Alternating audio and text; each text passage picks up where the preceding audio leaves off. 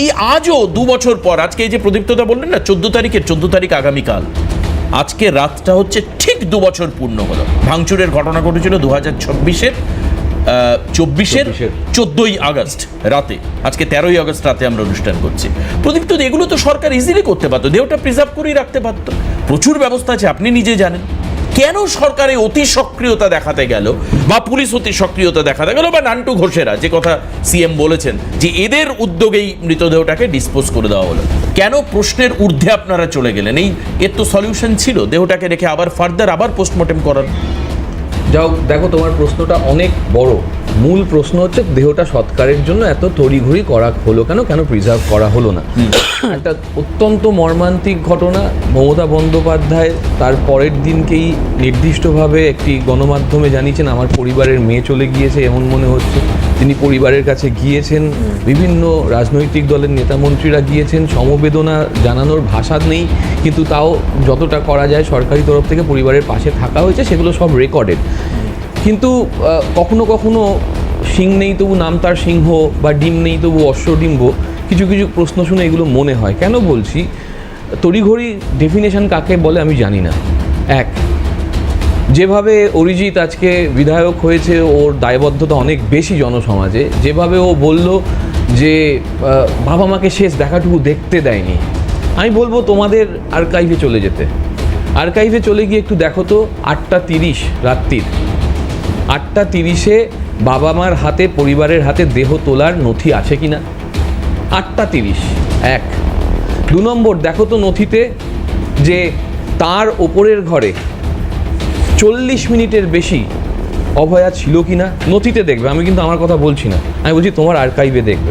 না, আমি আপনাকে উত্তর দিয়ে দিচ্ছি। উত্তর যাই দাও, কারণ যেহেতু আমি সেই সময় টানা প্রোগ্রাম, আমি জানি তুমি দেখিয়ে দেবে। তোমার মাথায় আমার যেমন আছে তোমারও আছে, কিন্তু আমি চাই ভিডিও ফুটেজ এবং টাইম, পুরো ক্রোনোলজি। এবং 11:30 পরে দেহদাহ হলো কিনা, প্রশ্ন 3টে করলাম। 1, 8:30 দেহ নিয়ে আমরা সত্যি দেহ শব্দটা খুব খারাপ লাগে, কিন্তু সেটা পরিবারের হাতে দেওয়া হলো কিনা। হ্যাঁ, খুব জোরে গাড়িয়ে চালিয়ে আসা হয়েছে, হ্যাঁ পুলিশ অনেক দেওয়া হয়েছে, কারণ যে অশান্তিটা হচ্ছিল, যে বিশৃঙ্খলাটা হচ্ছিল, সেটার থেকে একটা সমস্যা তৈরি হতে পারে বলে এটা সরকারের একটা এসওপি। এটা যে কেউ পরবর্তীকালে যে কেউ সরকার করে, হ্যাঁ রাতের অন্ধকারে পুড়িয়ে দেয়নি, রাতের অন্ধকারে পুড়িয়ে দেয়নি, জঙ্গলে পুড়িয়ে দেয়নি। কিন্তু আর শেষ করি, অটোপসি হয়েছে, শেষ করি, এটা তো মানবেন। শেষ করি না, শেষ করি। সৎকার আমার তাহলে 8:30 দেহদান মা বাবার হাতে, এবং 11:30 পরে দেহ সৎকারে গেল। 3 ঘন্টাটা কোথায় গেল? তড়িঘড়ির সংজ্ঞা কি? আমাকে সিবিআই বা কোর্ট এই নিয়ে কিছু বলেনি, আমরা গণমাধ্যমে বলছি, ঠিক আছে, বলার জন্য বলা যায়। সৎকারের ভিডিওটা দেখো তো সিসিটিভিতে। সৎকারের সময় সনাতনী যে রীতি প্রথা মেনে বাবা মা করেছিলেন কিনা, বাবা মা সেই প্রথাগুলো পালন করেছিলেন কিনা।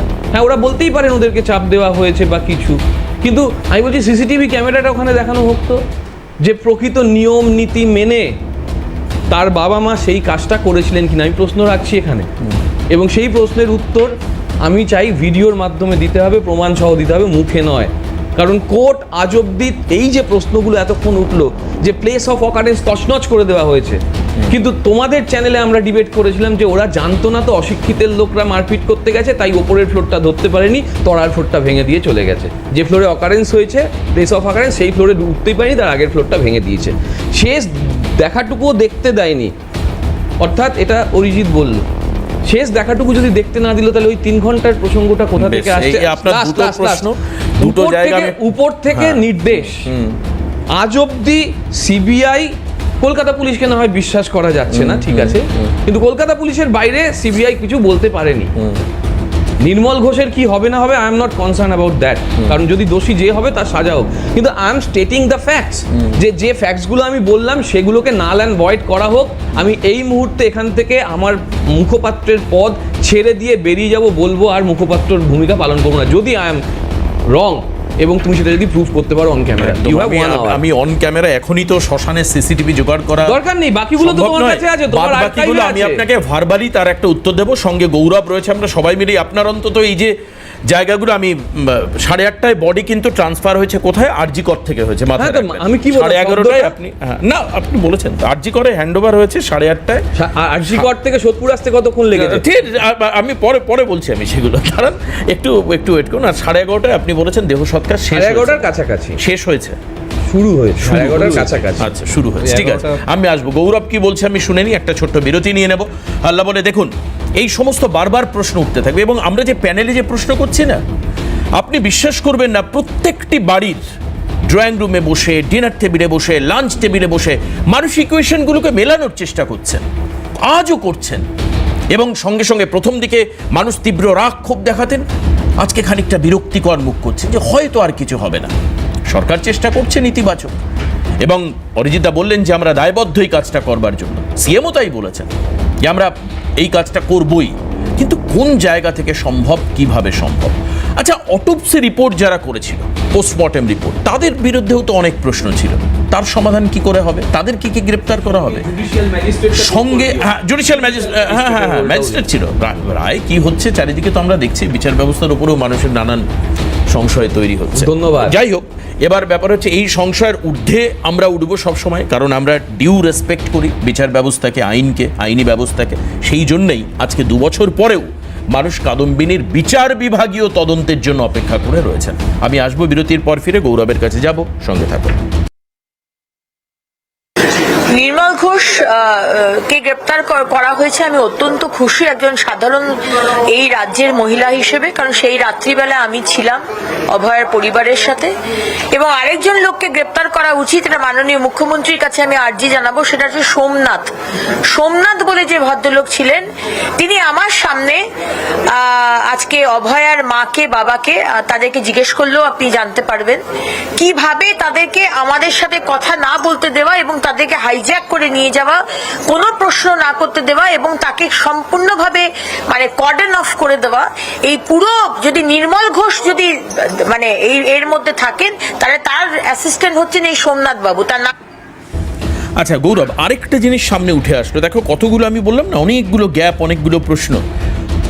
মানে কাদম্বিনীর বাবা মা প্রথম থেকেই বলেছেন যে তাদেরকে মেয়ের মৃতদেহের পাশে যেতে দেওয়া হয়নি, তার আগে প্রচুর লোক সেখানে ঢুকে গেছিল, এই হয়েছিল সেই হয়েছিল।